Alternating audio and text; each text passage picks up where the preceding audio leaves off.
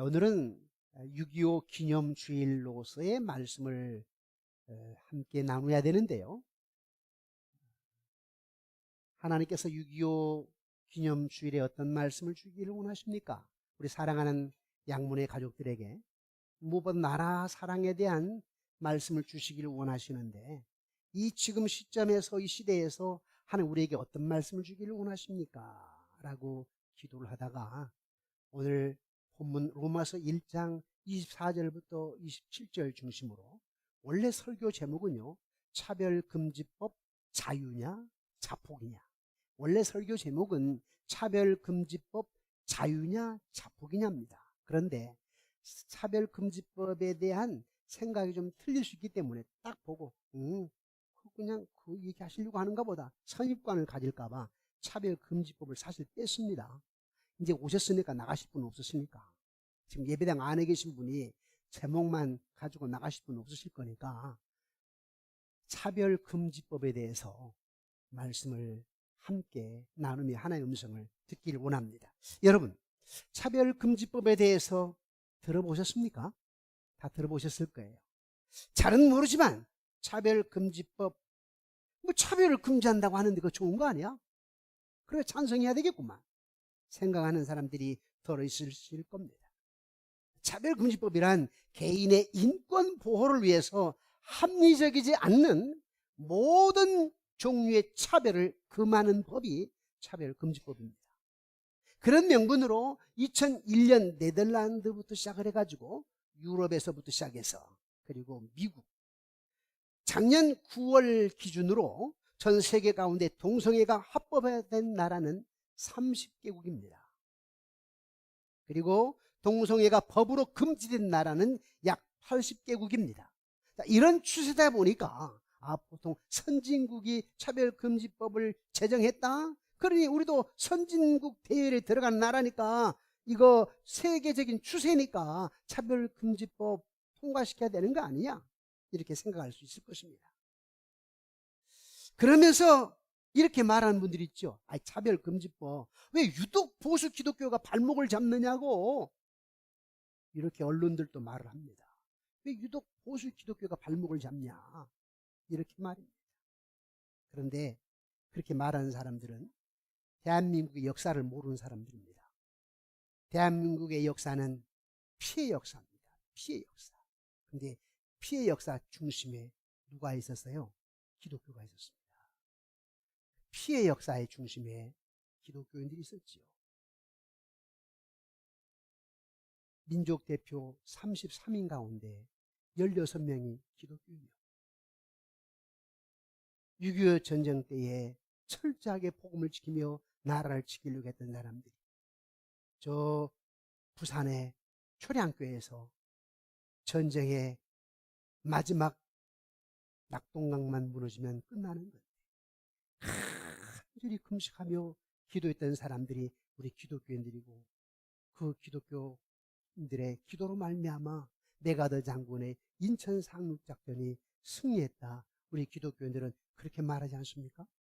피해 역사 속에 그 중심에는 언제나 여러분과 같은 기독교인이 있었기 때문에 나라 민족을 사랑하는 기독교인들이 이 나라의 애국심의 발로로 이걸 지켜야 된다. 나라를 지켜야 된다.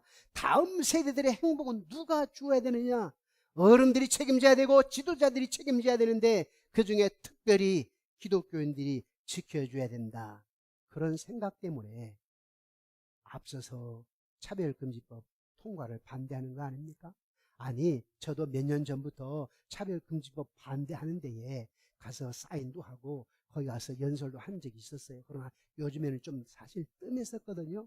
그런데 한 달 전에 우리 교회에서 복음주의협회 우리 신학교수들 세미나가 있었어요. 그런데 우리 교수들 세미나인데 한 분의 외부 강사를 초청을 했는데 그분이 방송에 다 나갈 거예요.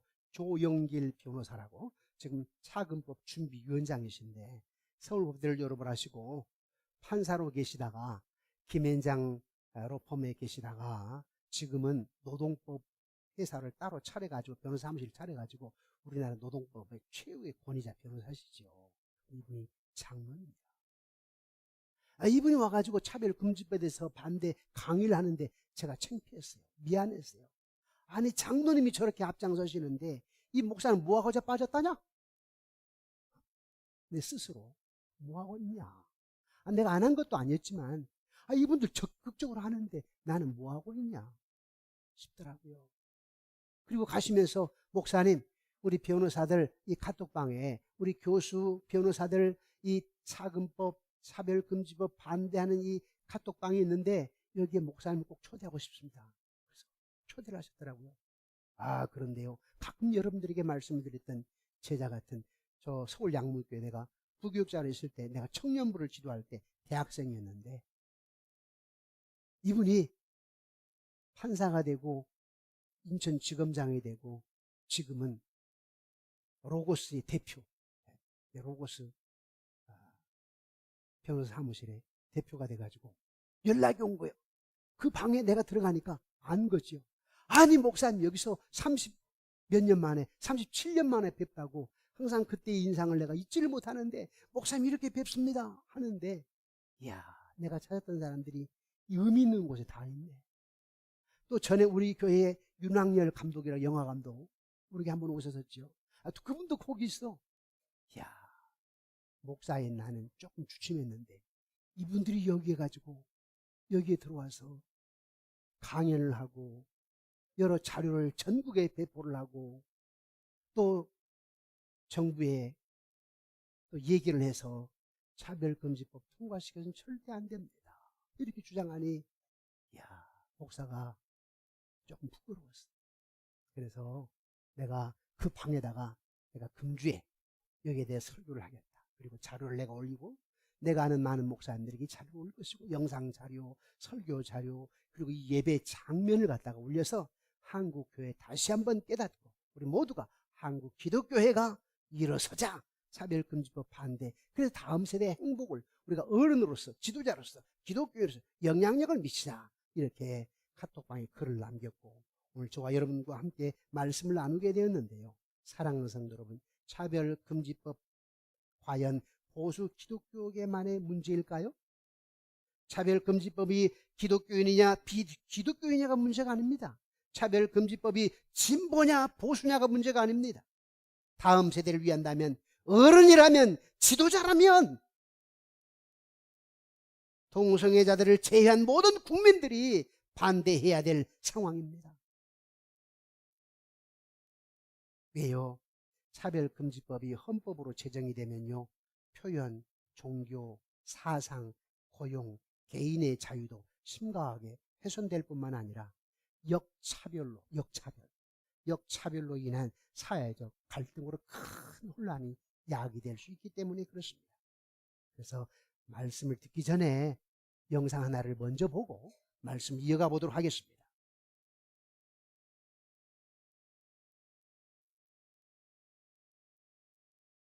안녕하세요. 대한민국에 사는 43세이자 두 아이를 둔 아빠입니다.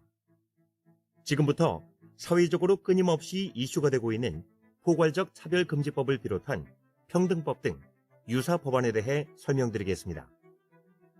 차별금지, 평등추구, 얼핏 들어선 좋은 취지 같아 보이는 말입니다. 도대체 무엇이 문제일까요? 대한민국엔 이미 성별, 장애, 연령, 고용 형태 등 거의 모든 영역에서 사회적 약자를 보호하고 평등한 사회를 위한 개별적 차별금지법들 20개 이상이 나와 있습니다. 그럼에도 불구하고 포괄적 차별금지법을 거듭 주장하는 이유는 무엇일까요? 그것은 바로 포괄이라는 이름 안에 사회적 상식으로는 도저히 용납되기 어려운 수십 가지 성정체성, 성적 지향성을 차별금지 사유에 포함시키기 위함입니다. 포괄적 차별금지법을 일찍 통과시킨 영국의 경우 유치원에서 아이들에게 성은 2개가 아니라 수십 가지이며 직접 성을 고르도록 가르치고 있습니다. 또한 동성애 권장 교육을 거부한 학교를 폐쇄하기로 결정했으며 동성애 축제를 반대한 5세 아동에게 교내 감금이라는 체벌을 내리기도 했습니다. 프랑스 사례를 볼까요?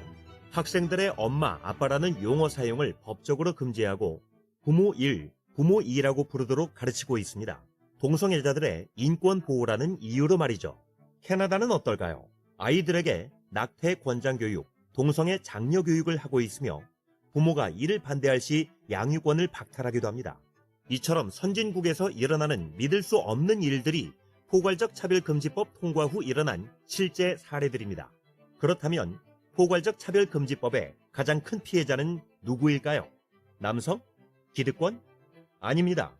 바로 여성과 아동입니다. 미국의 실제 사례를 설명해 드리겠습니다. 코네티컷주에서는 신체적 차이에도 불구하고 남녀가 동일한 취급을 받아야 한다는 포괄적 차별금지법에 따라 한 남성이 여성 육상 경기에 출전해서 15차례 우승을 차지했습니다. 남성 체격을 자랑하는 한 트랜스젠더는 여성 UFC 경기에 출전해 상대 선수에게 2분 만에 뇌진탕, 안면 골절상을 입히는 것을 넘어 명예의 레즈비언 상까지 받았습니다. 조지아주에서는 자신을 여성이라고 주장하는 한 트랜스젠더가 초등학교 여자 화장실에 들어가 5세 여아를 대상으로 성범죄를 저질렀고, 와이오밍주에서도 화장실에서 10세 여아가 한 남성에 의해 성폭행 당하는 일이 발생했습니다. LA에서는 한 남성이 여성 사우나에 들어가 여성 고객들이 달아나는 사건이 발생했는데, 포괄적 차별금지법에 따른 성적 지향성 존중으로 누구도 그를 제지할 수 없었습니다. 상식적으로 이해할 수 없는 일이 벌어지고 있는 것이죠. 포괄적 차별금지법으로 남성과 여성, 트랜스젠더 등의 경계가 무너졌기 때문에 이처럼 화장실, 목욕탕, 탈의실 등 여성 전용 공간에서 수많은 성범죄들이 일어나고 있습니다. 해리포터의 작가로 유명한 J.K. 롤링은 이런 무질서한 사회 흐름에 반대하며 여성 전용 공간에 남성 출입을 반대했다가 트랜스젠더들에게 살해 협박을 받고 있다고 전해졌습니다. 무서운 사실은 지금 우리나라에서도 이런 일들이 일어나고 있다는 점입니다. 국내 한 미용학원 원장이 트랜스젠더였던 수강생이 여자 화장실을 이용할 것을 요구하자 다른 여성들의 민원을 감안하여 다른 층 화장실 이용을 권하였는데, 이에 해당 트랜스젠더는 학원 원장을 상대로 손해배상 소송을 제기했고, 법원은 차별 행위로 판단 학원 원장에게 700만 원의 배상을 명령했습니다. 여러분, 과연 다른 여성 수강생들은 학원을 계속 다닐 수 있을까요? 과연 이것이 진정한 평등일까요? 법안이 통과되기도 전에 나타나는 판결을 볼 때 포괄적 차별금지법은 분명히 더 강력하고 큰 사회적 혼란을 야기할 것입니다. 개인의 성적 자유, 성적 지향성이 여성과 아동을 넘어 우리 사회 전체의 안전과 건강보다 중요할 수는 없습니다. 다른 국가 시민들처럼 포괄적 차별금지법 통과 이후 이 법이 이런 결과를 불러올 줄은 몰랐다고 말씀하신다면 이미 늦습니다. 한 번 세워지면 폐지가 어려운 법, 이것은 일부 보수파의 이슈나 정치, 종교적인 문제가 아닙니다. 우리 사회 전체의 문제이고 우리 사회의 안녕과 미래의 문제입니다. 이러한 역차별적 악법이 사회에 나오려 할 때마다 대한민국 여러분 모두의 힘을 모아주세요. 차별금지법 알면 반대, 모르면 찬성합니다. 그런데 여러분, 왜 이렇게 동성애 차별금지법이 마치 쓰나미처럼 우리 사회에 몰려오는 것일까요? 왜 폭풍처럼 불어오고 있는 것일까요? 그것은 우리의 사조와 추세의 기원을 알아봐야 됩니다. 1968년 3월 22일 낭테르 대학, 즉 프랑스 낭테르 대학에서 학생들의 시위로 시작이 돼가지고 노동자들까지 가사여서 전국이 마비되어 버렸습니다. 대시민운동으로. 그들은 금지하는 모든 것을 금지한다라고 하는 구호를 외치면서 정치적, 사회적, 성적, 인간의 삶을 구성하는 모든 것을 깨뜨려야 된다. 도전과 저항 운동을 일으켰던 것이죠. 그래서 어떤 현상이 나타났습니까? 여러분 경험해 보셨을 거예요. 우리 사회에 나타나고 있습니다.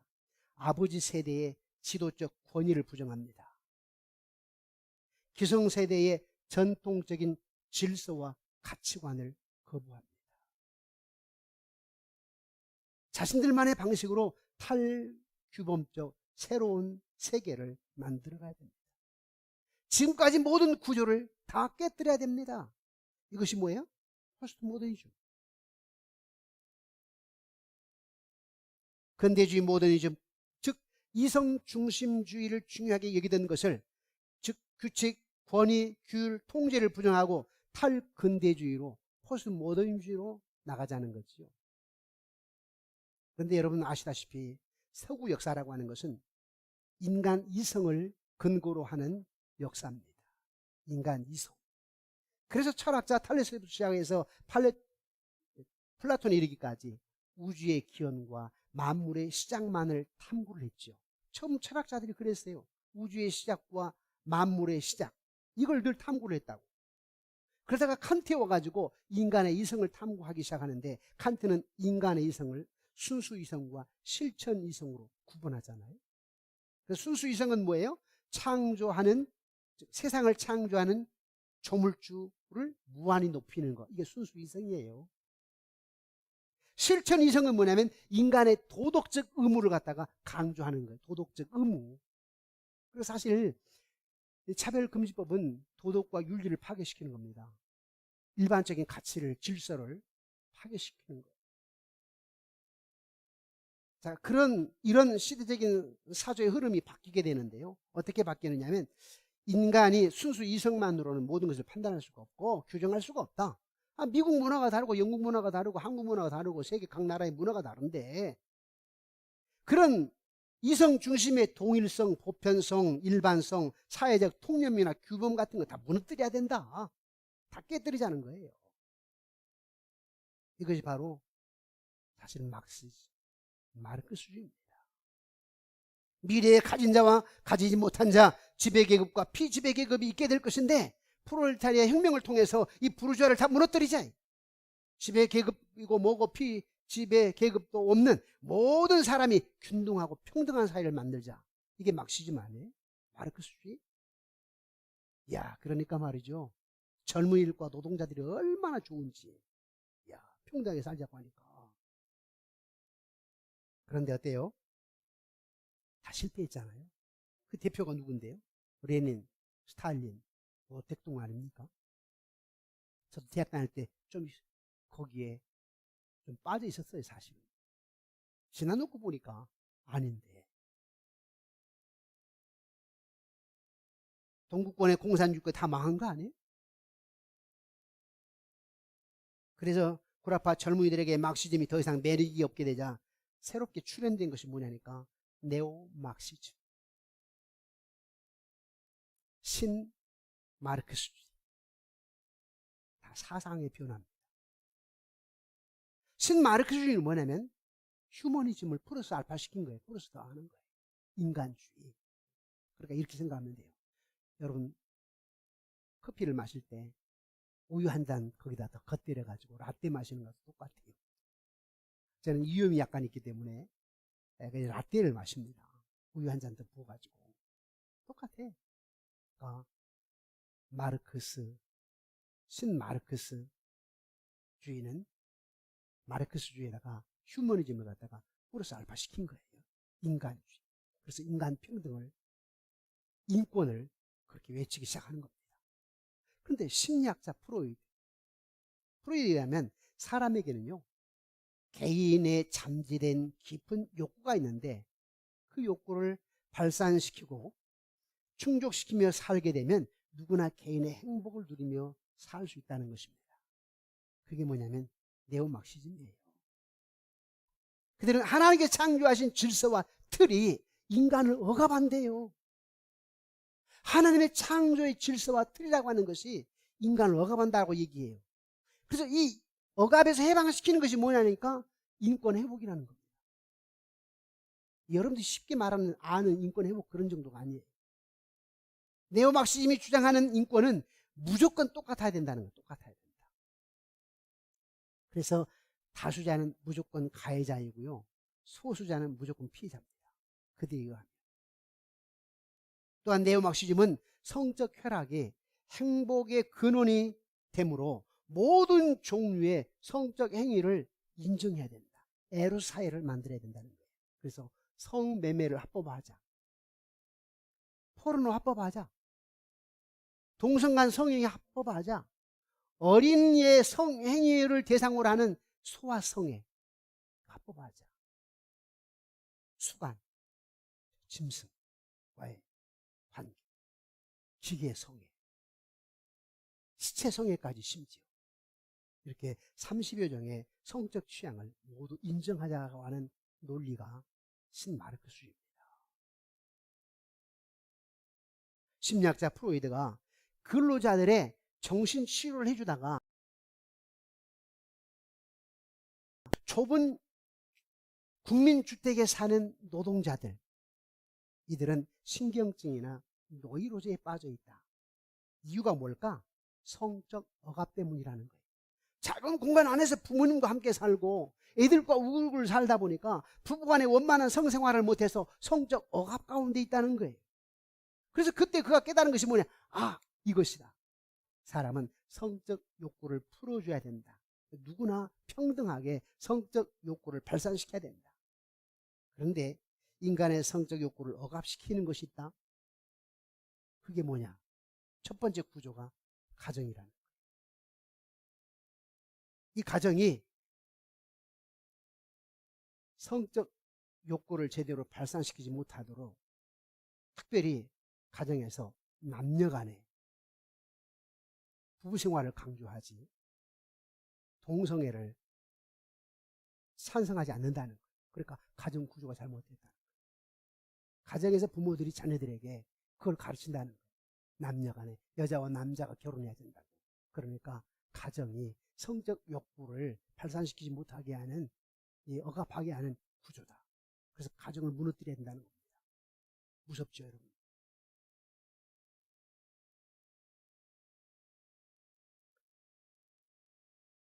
네오 막시즘의 성정치 이론이 뭐냐면 고정관념부터 깨뜨리는 거거든요.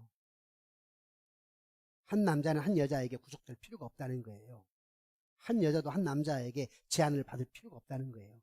성은 얼마든지 자유로운 것이니까 즐겨야 된다. 이게 신마르크스입니다. 네오 막시즘. 인간의 성적 욕구를 억압시키는 두 번째 구조가 뭐냐니까 학교랍니다. 학교에서 선생님들이 동성끼리 사랑을 자꾸 하지 못하도록 교육시킨다는 거예요. 그러니까 학교를 깨뜨려야 된다. 고정관념 깨뜨려야 된다. 지금 깨뜨리고 있잖아요. 무서운 거예요. 지난번에 우리 교육자 한 분이 그러더라고요. 목사님 깜짝 놀랐습니다. 아이 하나가 와가지고요. 우리 엄마가 그러는데 여자하고 남자만 결혼한 것이 아니라 남자끼리 결혼하고요. 여자끼리도 결혼할 수 있대요. 우리 엄마가 가르쳐 줬어요. 그러더라는 거예요. 아찔한 순간. 아이들 지금 교육이에요. 인간의 성욕 욕구를 억압시키는 세 번째 구조가 뭘까요? 뭘 것 같아요. 세 가지가 있었는데 아까 가정 나왔네요. 학교 나왔네요. 또 하나가 있을 것 같죠? 종교랍니다. 특히 교회랍니다. 개인의 성적 욕구를 억압시키는 것이 교회래요. 간음하지 말라고 교회에서 가르친다는 거죠. 가정이 건강해야 된다고 가르친다는 거죠, 교회가. 그러니까 동성애를 특히 반대하는 것이 교회라, 기독교라는 것입니다. 네오막시즘의 안목으로 볼 때 그때 가장 큰 원수가 뭐겠어요? 그래서 교회랍니다. 기독교랍니다. 그래서 어떻게든 건수만 있으면 교회를 무너뜨리려고 한다는 거예요. 이러한 반기독교적인 정서와 흐름이 전 세계적으로 불어나고 있습니다. 우리는 반드시 알아야 할 것은 동성애 문제는 네오막시즘의 사상 때문이다. 사상이에요. 그래서 안창호 전 대법관이 그렇게 얘기를 하더라고요. 이 동성애 문제 차별금지법은 윤리, 도덕의 문제입니다. 질서를 파괴시키고 윤리와 도덕을 파괴시키는 문제입니다. 그래서 모든 교회가 함께 연합해야 되고 사실은 뭉쳐야 됩니다. 모든 교회가 한 목소리를 내야 합니다. 영국의 교회가 한 목소리를 내지 못하고 미국의 교회가 이 차별금지법 동성애에 대해서 한 목소리를 내지 못하고 그냥 수수방관하는 바람에 오늘날 현상이 돼버렸다라고 얘기를 합니다. 그래서 말입니다. 미국의 코넬 대학교의 엘린 볼룸 교수는 미국 정신의 종말이라고 하는 책을 통해서 미국을 오늘의 위기로 몰고 간 것은 미국의 교회가 가치 파괴, 도덕 파괴를 방관했기 때문이다 라고 말을 했습니다.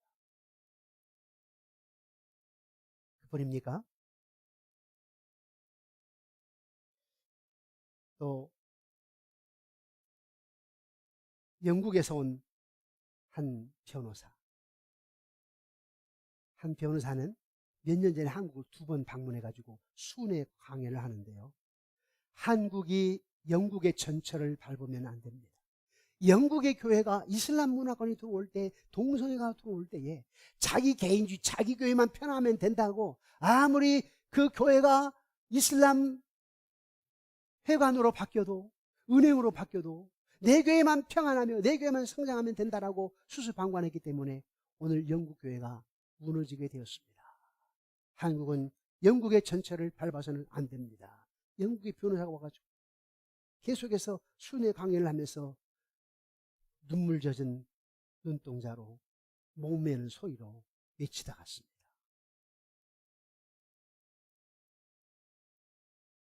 우리는 동성애 자체는 반대하고 배격합니다. 다만 그 동성애자들 우리가 저주하고 증오하지는 않습니다. 기독교 사랑으로 포용을 해야 됩니다. 사람의 마음을 변화시키신 분은 하나님이시니까 기도하고 그분들이 교회에 나오고 그분들을 만나게 되면 사랑으로 포용을 해야 됩니다. 그러나 제도, 동성애 차별을 만드는 것은 반대해야 된다 이 말입니다. 왜 그럴까요? 왜지요?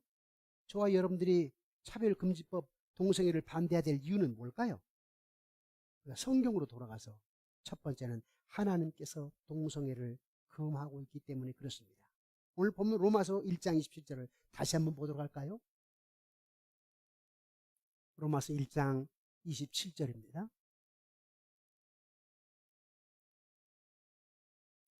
방송실 함께 읽겠습니다. 시작. 그와 같이 남자들도 순리대로 여자 쓰기를 버리고 서로 향하여 음욕이 불릴 듯하며 남자가 남자와 더불어 부끄러운 일을 행하여 그들의 그릇됨을 상당한 보응을 그들 자신이 받았느니라. 남자들도 순리대로 여자 쓰기를 버리고, 이게 남자들끼리 게이지요, 여자들끼리는 레즈비언. 제가 한 10년 전에 미국에 집회 갔을 때였습니다. 3일 밤 집회를 하는데 새벽하고 저녁에만 3번씩 해가 6번 집회를 하는데요. 마지막 날 저녁이었습니다. 둘째 날, 셋째 날 다 안수기도를 해드렸는데 마지막 날도 역시 안수기도를 합니다. 다 갔습니다. 한 분 여자분이요. 제가 보기에는 50대 후반 아니면 60대 초반으로 보이시는데요. 목사님과 상담하고 싶답니다. 그래서 당신 담임 목사님 가라. 그랬더니 아닙니다. 나는 우리 담임 목사님 말씀을 못할 일이 있습니다. 그래요? 그래서 내가 담임 목사에게, 김 목사님, 이런 일인데 해도 괜찮겠습니까? 아, 그럼요. 목사님 많이 해주시죠. 상담을 했는데 엉엉 울면서 엉엉 울어요. 강단 이 바닥에서 꿇어 앉아가지고 막 엉엉 울어요. 엉엉. 한참을 얘기를 안 해요. 기다렸죠. 와, 저렇게 가슴 메이는 것이 일이 있는가? 무슨 가슴 메이는 일이 있을까? 목사님 내가 레즈비언이에요. 교수래요, 교수. 레즈비언. 그런데 내 딸이 약사거든요. 딸이 레즈비언. 오늘 설교를, 제가 그때 차별금지법 설교한 거 아니었어요. 그런데 오늘 말씀의 은혜를 받고 내 인생 헛살았네, 잘못 살았네, 회개하며 자복합니다. 그래요, 집사님. 항상 하나님은 우리에게 내일이라고 하는 거 있지 않습니까? 오늘 시간을 주신, 은혜를 주신 것은 내일을 갈 것입니다. 새롭게 사시면 됩니다. 앞으로 창창한 인생 아닙니까? 몇십 년, 3, 40년 이상 살 수 있는데 더 아름다운 세상을 살아갈 수 있으니 또 딸의 마음도 하나님 주실 수 있으니까 기도합시다. 딸의 마음도 같이 기도합시다. 항상 잊지를 못해. 그 장면, 그 시간이 항상 미국을 바라볼 때마다 잊지를 못해.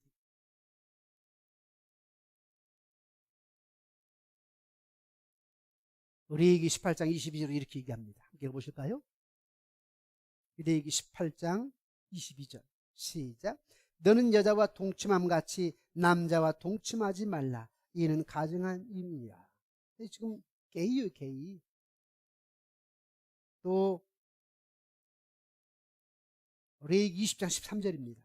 함께 읽어볼까요? 시작. 누구든지 여인과 동침하듯 남자와 동침하면 둘 다 가증한 일을 행함인즉 반드시 죽일지니 자기의 피가 자기에게 돌아가리라. 동성애자들, 특히 게이들, 학문 섹스, 참 표현하기도 좀 이상해요. 그런데 다 고장나가지고요, 다 기저귀 차가 됩니다. 10년 몇 년 지나면 다 기저귀를 차야 될 상황이 비참하죠. 고린도전서 6장 9절입니다. 우리 함께 읽어보실까요? 시작. 불의한 자가 하나님의 나라를 유업으로 받지 못할 줄을 알지 못하느냐? 미혹을 받지 말라. 음행하는 자나 우상 숭배하는 자나 간음하는 자나 탐색하는 자나 남색하는 자나, 남색하는 자가 누구예요? 동성입니다. 즉 게이지. 성경이 동성을 이렇게 금지하고 있기 때문에 우리는 차별금지법을 반대해야 됩니다. 은근슬쩍 끼워넣기 해가지고 포괄적 차별금지법이라고. 이미 차별금지법 다 있다니까, 수백 이상이. 그런데 그 성적 그 부분을 집어넣으려고 포괄적 차별금지법 해가지고 은근슬쩍 끼워넣어가지고 그게 독소조항. 나라 망치는 일이에요. 또 우리는 왜 반대해야 되는가? 생물학적으로 순리가 아니기 때문에 반대를 해야 되는데, 일반적으로 동성애 본능은 태어날 때부터 동성애를 하도록 DNA를 갖고 태어난다고 이렇게 얘기하는 사람들이 있어요. 그래서 미국에 1993년 해머라고 하는 교수가 그 해머 연구팀이 있었는데 동성애자 염색체를 연구를 해보았어요. 그랬더니 XQ28이 동성애 염색체라는 거예요. 근데 그 뒤에 6년 후에 캐나다의 라이스 박사가 연구팀, 더 많은 연구팀을 동원해가지고 연구를 했어요. 그랬더니 XQ28은 동성애 유전자 염색체가 아니다 라고 발표를 했어요. 그럼 나중에 보니까 해머가 동성애자였어요. 동성애자였어요. 여러분, 동성애는 갖고 태어난 것은 아닙니다. 오늘 성경에 보니까 남자가 음욕이 불릴 듯 해가지고 그러잖아요. 사실 음욕이 불릴 듯한 사상에서 오는 세계를, 나라를 망치게 한 것이지, 사실은 염색체가 그래서 그런 건 아니에요. 다 변명일 뿐입니다. 세 번째로, 국민의 미래 건강에도 절대 해가 되기 때문에 그렇습니다. 성전환자는 빨리 늙습니다. 남자 동성애자들 관략간 고장으로 반드시 나이가 들면 기저귀를 차고 다녀야 됩니다. 줄줄 세고 다닙니다. 그런데 남자들의 그런 동성애 학문 선교는 에이즈 발병의 원인이 됐죠. 지난주였어요. 지난주에 지금 WHO 사무총장, 이름이 굉장히 길더라고요. 네, 그분이 원숭이 두창 과소평가 발표를 한 거다. 아니다. 남성 간의 동성 연애로 온 것이다. 발표를 했어요. 제가 한 사흘 전에 봤어요. 사흘 전에. 인터넷 뉴스에. 과소평가한 거다. 원숭이 두창 별거 아닌 것처럼 했는데 아니다. 그게 에이즈다. 에이즈와 같은 것이다. 남성 동성애자들에게서 오는 것이다. 발표를 해버렸어요. 그런데 여러분, 에이즈 환자 1년에 약값이 얼마나 든지 아십니까? 무려 3,500만 원. 약값이 비싸대요. 근데 지금 여러분 세금으로 하는 거예요. 지금 우리나라 에이즈가 1만 명이 넘었습니다. 그런데 이걸 차별금지 통과시켜놓으면 더 많아집니다. 여러분 세금 더 내야 됩니다.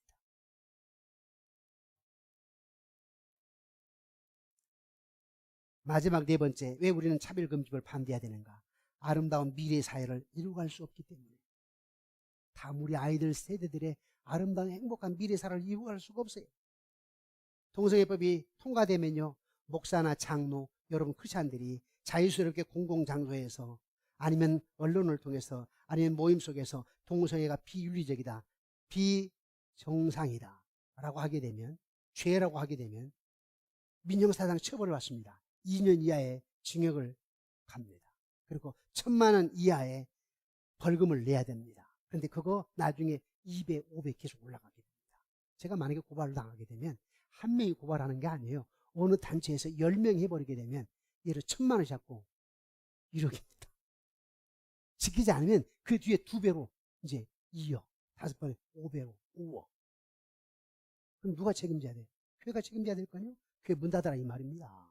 결국에. 우리를 잘 모르시잖아요. 듣기 좋지요. 차별을 금지한다는 얼마나 좋아. 네. 모르니까 찬성, 알면 반. 사랑하는 성도 여러분, 이래도 동성애를 동의하시겠습니까? 서울 시청 광장에서 큐어 축제를 하는데요. 한국 교회가 반대 시위를 해야 한다고 생각을 하는데, 여러분 어떻게 생각하시는지. 7월 언제 그 시위가 있어요. 저 가야 됩니다. 가려고 합니다. 왜?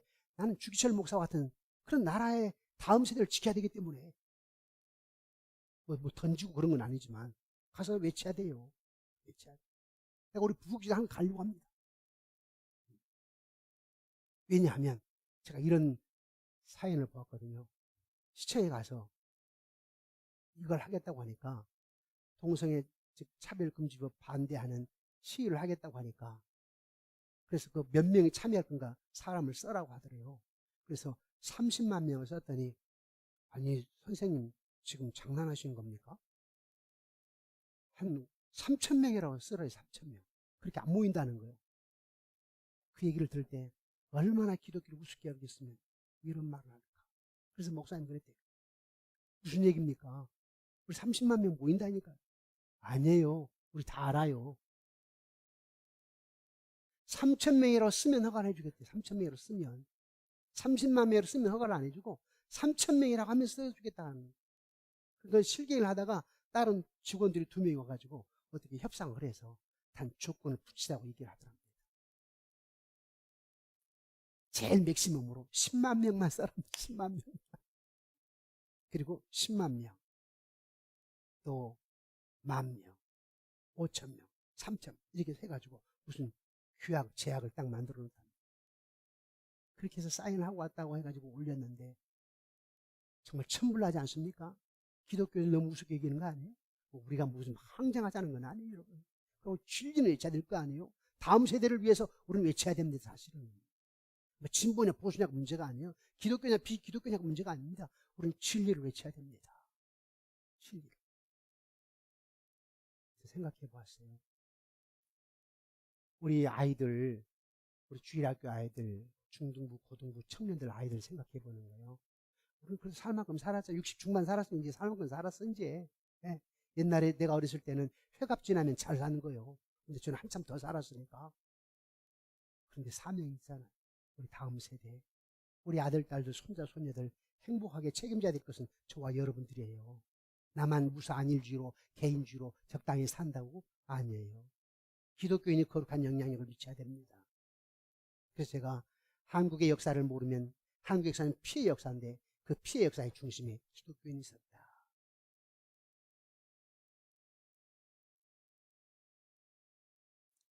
우리 자녀들의 건강한 미래를 지키기 위해 우리는 하나님의 도성을 지키는 거룩한 전사들이 사실은 돼야 됩니다. 영적인 전사죠. 지금 영적인 전쟁이니까. 사상의 전쟁이고 영적인 전쟁입니다. 그래서 동성애는 인륜 파괴이며 재앙을 초래합니다. 동성애는 성경이 가르치는 창조 질서 및 생물학적, 사회적 통념에 어긋날 뿐만 아니라 인간 사회의 전통적인 가치와 질서를 뒤흔드는 행위입니다. 사랑하는 성도 여러분, 만약인데요, 여러분 생각 못 해보셨겠지만, 여러분 잘 다 믿잖아요. 다 믿는다고. 그런데 서울시청에 퀴어 축제가 있는데요, 여러분 아들, 딸이 홀라당 벗고 엉덩이 절반쯤 나오게 하고 같은 여자끼리 같은 남자끼리 키스하는 장면을 여러분 목격했다고 합시다. 어떻게 하시겠습니까? 하나밖에 없는 딸이요, 신랑감이라고 데려왔는데 치마 입은 여자아이를 데리고 왔어요. 간과하시겠습니까? 여러분 지금 23살 먹은 아들이 한 5년 후에 장가를 안 가더니 한 5년 후에 한 남자를 데리고 와가지고 어머니 며느리입니다. 여러분 가만히 있겠습니까? 뒤집힐 거예요. 예사로운 일이 아니에요. 차별금지법 통과가 되면 미국이, 영국이 지금 50%가 트랜스젠 바꾼다고 그러잖아요. 끔찍해요, 끔찍해. 우리 여자 성도님들이 어느 사우나를 갔다 옵시다. 거기에 남자 놈이 트랜스젠, 저 표현이 좀 이상하네. 그 영상에 보니까 XS가 있다고 하면 그거 나와 있잖아요. 그 아까 영상에, 다른 영상에. 기급할 거 아닙니까?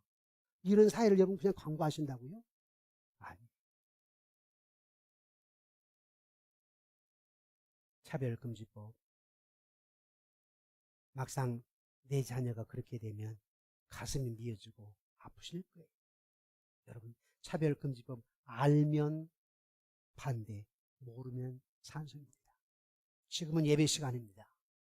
하나님을 영화롭게 하는 것입니다. 하나님을 영화롭게 하는 것은 진리를 지키는 것입니다. 거룩한 영향력을 미치는 것입니다. 그래서 저는 예배 시간임에 불구하고 여러분과 함께 외쳐보려고 합니다. 예배 시간에 뭐 목사님 그거 있습니까? 아니요. 이게 하나님 기쁨의 일이기 때문에. 제가 차별금지법 하게 되면 여러분 반대. 제가 차별금지법 하면 여러분 반대. 내가 차별금지법 하면 여러분 반대 외치셔야 되는데. 우리 한번 해보실까요? 이게 하나님 기뻐하실 일입니다. 기뻐하실 일. 목사님 여기 어디 보험회사입니까? 무슨 회사입니까? 지금 농성장입니까? 아니에요. 예배 시간이요. 예배 장소에 하나님 기뻐하실 일입니다. 차별금지법. 차별금지법. 반대. 차별금지법. 아멘. 이것이 여러분 자녀를 지키는 거예요. 우리는 어른입니다. 오늘 리더입니다. 저는 목회할 때요, 한 교회 목사로 끝나지 않습니다. 나는 이 나라를 지켜야 될, 옛날에 손양원 주기철 목사님처럼 나라를 지켜야 될 사람이요, 다음 세대를 지켜야 될 사람입니다. 나 적당히 어떤 사람들 마음 맞추는 사람 아니에요. 나는 목회 오늘 그만둬도 상관없어요. 나는 복음 지키는 게 문제니까. 나 순교당해도 상관없어요. 나는 복음을 지키는 게 문제예요. 다음 세대를 위해서. 우리 정말 복음 안에 진리를 가지고 하나님의 자녀답게 살아가는 하나님의 영광의 도가 되시기를 주님의 이름으로 축원합니다.